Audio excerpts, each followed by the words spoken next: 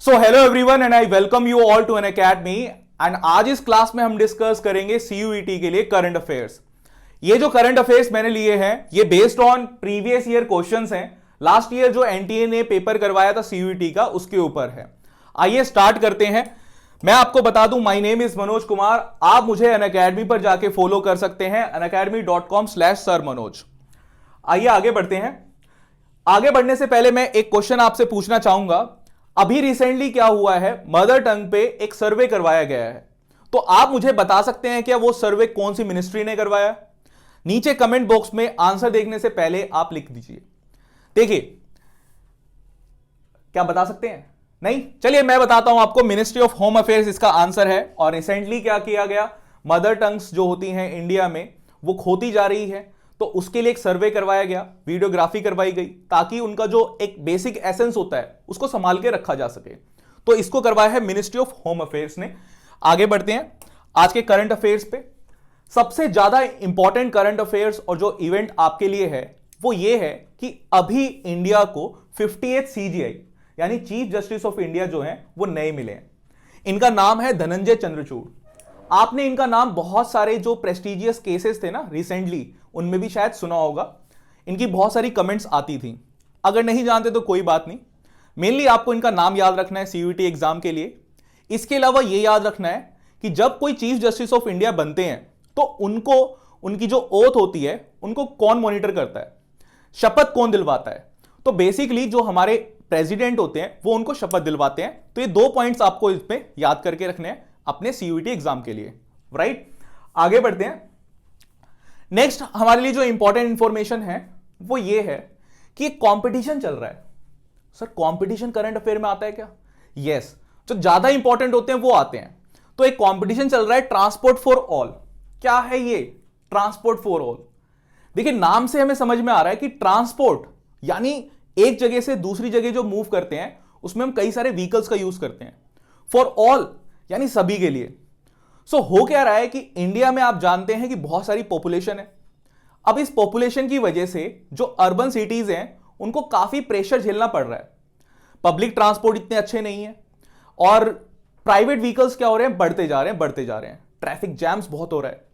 तो सरकार कोशिश कर रही है कि इन सबसे दूर कैसे किया जाए। तो उसके लिए एक प्रोग्राम चल रहा है, वो ये है। इसमें आपको जो चीज याद करके रखनी है अपने करंट अफेयर्स के लिए वो ये है कि मिनिस्ट्री कौन सी है, कौन सी मिनिस्ट्री ऐसी है जो ये कंपटीशन करवा रही है। सो वो है ministry of housing and urban affairs of the government of India. क्योंकि प्रॉब्लम जनरली अर्बन अफेयर्स में हो रही है, अर्बन सिटीज में हो रही है, राइट? सो ये जो कंपटीशन है बेसिकली इसकी 3 स्टेजेस हैं। अब 3 स्टेजेस में से फर्स्ट स्टेज पहले हो चुकी है। देखिए, कोई भी कंपटीशन अगर आया है या आप देखिए कि ये प्रॉब्लम आ रही है तो सबसे पहले तो आपको आइडेंटिफाई करना पड़ेगा कि नहीं प्रॉब्लम क्या है। तो फर्स्ट स्टेज यही थी इसकी कंपटीशन की कि आइडेंटिफाई करना था कि प्रॉब्लम कौन कौन सी प्रॉब्लम सिटीजन फेस करते हैं। ये कंप्लीट हो चुका है। अभी रिसेंट जिसकी हम बात कर रहे हैं वो ये है। सो अभी ये स्टार्ट हुआ है कि डेवलप करना है हमें सॉल्यूशन एंड प्रोटोटाइप। प्रोटोटाइप होता है एक छोटा सा बेसिक मॉडल, वर्किंग मॉडल। अब जब ये मॉडल तैयार हो जाएगा तो इसको क्या करवाया जाएगा, एक थर्ड स्टेज पे लेके आएंगे और लार्ज स्केल एक पायलट प्रोजेक्ट रन किया जाएगा, उसको रिफाइन किया जाएगा, देखा जाएगा कि इतने लार्ज स्केल पे काम करेगा कि नहीं करेगा। क्योंकि कई बार किताबों में चीजें अच्छी लगती है, प्रैक्टिकली नहीं हो पाती, तो वो सब यहां पर चीजें होंगी। तो ये ट्रांसपोर्ट फॉर ऑल मिनिस्ट्री आपको याद करके रखनी है। इसके अलावा जो स्टेजेस हैं ये तो आप बेसिक समझ ही जाएंगे कि कैसे करना है। सबसे पहले प्रॉब्लम आइडेंटिफाई करी, उसके बाद इसका प्रोटोटाइप डेवलप किया और उसके बाद इसको एक रन करेंगे। तो 3 स्टेजेस में होना है। नेक्स्ट भी जो है वो एक प्रोग्राम है, नेशनल बायो एनर्जी प्रोग्राम। अब ये जो प्रोग्राम है इसमें जो मिनिस्ट्री हमारे पास है वो है ministry of new and renewable energy. Basically इस प्रोग्राम का मेन मोटिव ये है कि जो बायो एनर्जी है ना उसको हम क्या करें, प्रमोट करें। इसके अलावा एक ऐसा इकोसिस्टम बनाए जिससे बहुत सारे स्टार्टअप्स हमारे पास आए। स्टार्टअप्स आएंगे तो क्या होगा भाई, टेक्नोलॉजीज आएगी तो क्या होगा, इनोवेशंस होगा। इनोवेशंस आएगा तो एफिशिएंटली हम बायोमास को यूज कर पाएंगे और जो एक्सेसिव कटिंग्स हो जाती है ना ट्रीज वगैरह की वो कम होगी, ठीक? सो इसमें हमारे पास 3 प्रोग्राम चल रहे हैं। फर्स्ट होगा वेस्ट टू एनर्जी, कि जो भी इंडस्ट्रियल वेस्ट है उसको हम एनर्जी में कन्वर्ट कर सके। सेकंड हमारे पास है बायोमास प्रोग्राम। नेक्स्ट हमारे पास है बायोगैस प्रोग्राम। तो biomass, biogas and waste to energy programme, ये 3 प्रोग्राम्स हैं। इसमें आपको याद करके चलना है कि क्या प्रोग्राम है, कौन सी मिनिस्ट्रीज को करवा रही है, करंट अफेयर के लिए काफी इंपॉर्टेंट है। अब आते हैं हमारे नेक्स्ट सबसे इंपॉर्टेंट चीज पर, वो है मिलिट्री एक्सरसाइजेस। देखिए मैं आपको लिख के दे रहा हूं, जब भी आप एग्जाम देने जाएं सीयूईटी का, एक चीज अपने दिमाग में रखें कि जो मिलिट्री एक्सरसाइजेस होती हैं रिसेंटली, इनको आपको एक लिस्ट बना के रख लेना है, क्योंकि इसमें से 1-2 क्वेश्चन आने के चांसेस बहुत ज्यादा है। सो अभी जिस मिलिट्री एक्सरसाइज की हम बात कर रहे हैं वो है गरुड़ 7। ये गरुड़ 7 मिलिट्री एक्सरसाइज हुई है फ्रांस और इंडिया के बीच में। अब इन दोनों में जो एयर फोर्सेस हैं, इन दोनों ने पार्टिसिपेट किया था। ये जो हमारे पास गरुड़ 7 है, ये बायलेटरल होती है, यानी सिर्फ 2 ही कंट्रीज यहां पर है। इसके अलावा ये जो होती है ये बायएनुअल होती है, 2 ईयर्स के गैप के बाद होती है।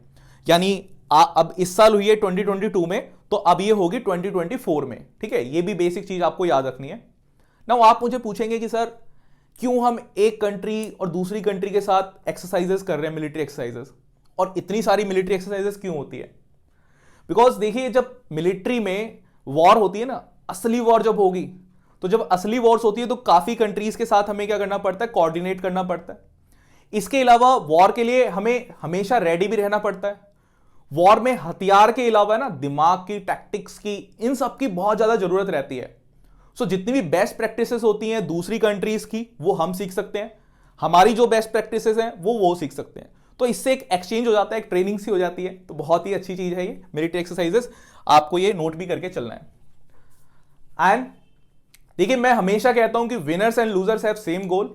हर कोई चाहता है जीतना, बट कुछ लोग जीत जाते हैं, कुछ लोग नहीं जीत पाते। कुछ लोग रिकॉर्ड तोड़ जाते हैं, कुछ लोग खुद टूट जाते हैं जब मुसीबत आती है। सो इसके लिए क्या करें? इच्छाएं तो सबकी होती है ना, और इच्छाएं जो हैं उसको पूरा भी हमें करना है। तो उसके लिए हम ये कह सकते हैं कि आपको बेसिकली ज्यादा चीजें ट्राई नहीं करनी, लिमिटेड चीजें रखेंगे, कम चीजों में रहेंगे, तो आपको लगेगा टाइम भी काफी स्लो चल रहा है और आप बहुत अच्छा परफॉर्म कर रहे हैं। सो देखिए मेरे 3 रूल्स हैं कि अपने रिसोर्सेस लिमिट कर दो, अपना सिलेबस लिमिट कर दो और रिटर्न फॉर्मेट में तैयारी करो। आपको जो करना है उसको लिखो। आप जब बड़े ऑफिसर बन जाएंगे, कुछ बड़ा इंसान बन जाएंगे, तो क्या करेंगे भाई? लिख के ही तो साइन करेंगे, या आपके बोलने से ही काम हो जाएगा? ठीक है, तो हर चीज को लिख के तैयार करो ताकि वो लॉन्ग टर्म तक आपके दिमाग में रहे। इसके अलावा आप अनअकैडमी को ज्वाइन कर सकते हैं, अनअकैडमी की ऐप डाउनलोड कर लो and use code MS25 for subscribing any course जो भी आपको बाय करना है, परचेज करना है। ठीक है, एंड भूलना नहीं इस चैनल को सब्सक्राइब कर दो। Thank you for watching this, और लाइक करके जरूर जाना। आपको PDF नीचे मिल जाएगी डिस्क्रिप्शन में, चेक कर लेना, नहीं तो कमेंट करके मुझसे मांग लेना। ठीक है, so thank you everyone for watching this, bye bye.